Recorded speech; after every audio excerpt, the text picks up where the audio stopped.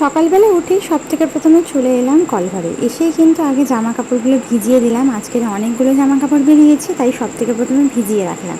ভিজিয়ে রাখলে কাচতে কিন্তু আমার সুবিধা হবে। তারপর যা যা থালাবাটি ছিল সেগুলোকে ঝটঝট করে ধুয়ে নিলাম। থালাবাটি আজকে বেশি ছিল না, অল্পগুলোই ছিল, সেগুলোকে ঝট করে ধুয়ে নিয়ে তারপর কিন্তু অন্য কাজে চলে যাব। সোনিয়া খাতুন দিদি ভাই ও ফারহানা দিদি বোন, তোমাদের জন্য রইল অনেক অনেক দোয়া আর ভালোবাসা।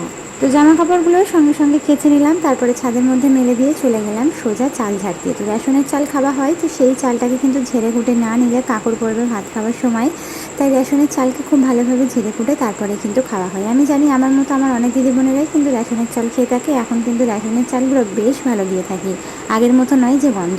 তো তারপর রান্নাবান্না কমপ্লিট করলাম। আজকের ডিমের ফাঁকিবাজি করেছিলাম, আর সেই সাথে এক টুকরো মাছ ছিল, সেই মাছ দিয়ে কিন্তু উচ্ছে দিয়ে রান্না করলাম। তো উচ্ছেটা ভেজে রান্না করি, তাহলে কিন্তু টেস্ট অনেক বেশি বেড়ে যায়।